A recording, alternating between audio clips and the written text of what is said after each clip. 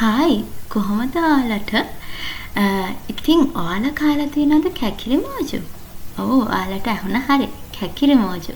මාත් මේක කාලා තිබ්බේ නැහැ.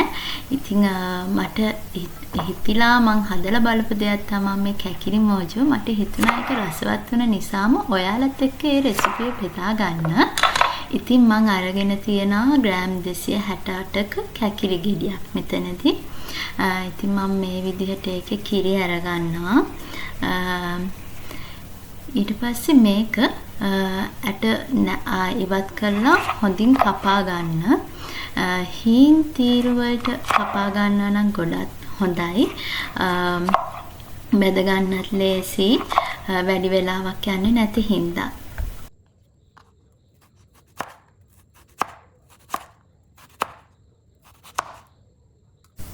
ඊට පස්සේ මම මේ වගේ භාජනයක් අරන් කපාගත්තු කැකිරි කෑලි ඔක්කොම දාගන්නවා.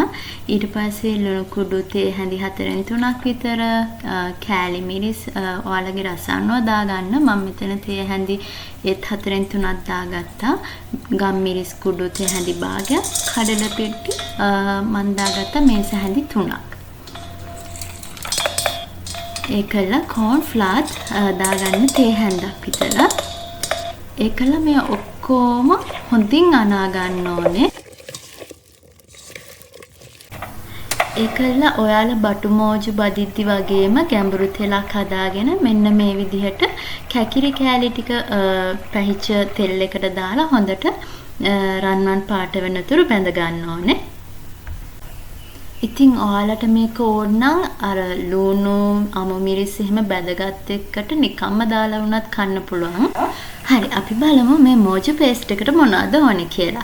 කපාගත්ත ලුණු, රම්පේ, අමු මිරිස් කරල් 2-3ක්, ඊළඟට මස්ටර්ඩ් ක්‍රීම්, අඹරාගත් සුදු ලුණු අමු ඉඟුරු පේස්ට් එක, ඊළඟට කෑලි මිරිස් මන් දාලා තියෙන තේ හැන්දක් විතර, මිරිස් කුඩු තේ හැඳි භාගයක්, ඔරිගානෝ ලුණු කුඩු. ඔරිගානෝ නම් ඔයාලට නැත්තම් ඕනෙම නැහැ. ඊළඟට ඔයාලා ආස විදියට ඔයාලගේ පේස්ට් එක හදාගන්නත් පුළුවන්.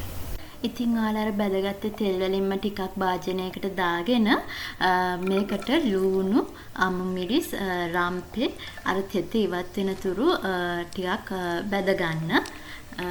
මෙන්න මේ විදිහට.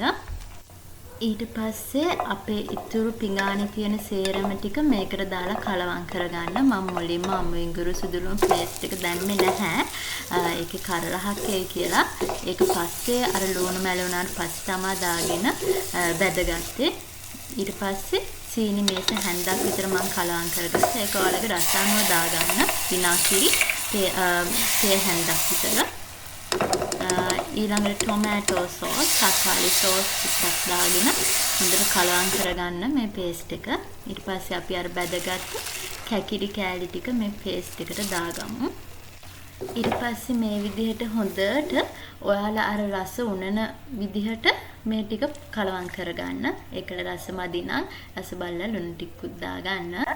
ඉතින් මේක මට එකපාරට ආපු අදහසකට අනුව මං හදපු දෙයක්. මන් දන්නේ නැහැ ඔයාලගේ ගෙවල් වලත් මේ විදිහට කාලා තියනවද කියලා. ඉතින් මේත් මගේ පළවෙනි වතාව. මට හිතුණා ඔයාලත් එක්ක මේක ෂෙයා කරගත්තොත් හොඳයි කියලා ඒකේ රස නිසාම. ඉතින් ඔයාලත් හදලා බලලා මට කියන්න කොහොමද ඒකේ රස කියලා. ඉතින් කැකිරි කියන්නේ ගොඩක් අය ගන්නෙ නැති දෙයක්. හැබැයි මේක ගුණත් හොඳයි. ඇඹුලක් විදිහට හැදුවාමත්. ඉතින් මම ඒකත් දවසක අරගෙන එන්නම්. ඉතින් ඔයාලම subscribe කරලා තියාගන්න. මම ඔයාලට තව මං හොයාගන්න අලුත් recipes අරගෙන එන්නම්.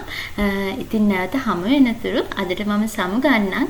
පරිස්සමෙන් ඉන්න ඔයාලා ගිහින් එන්නම්.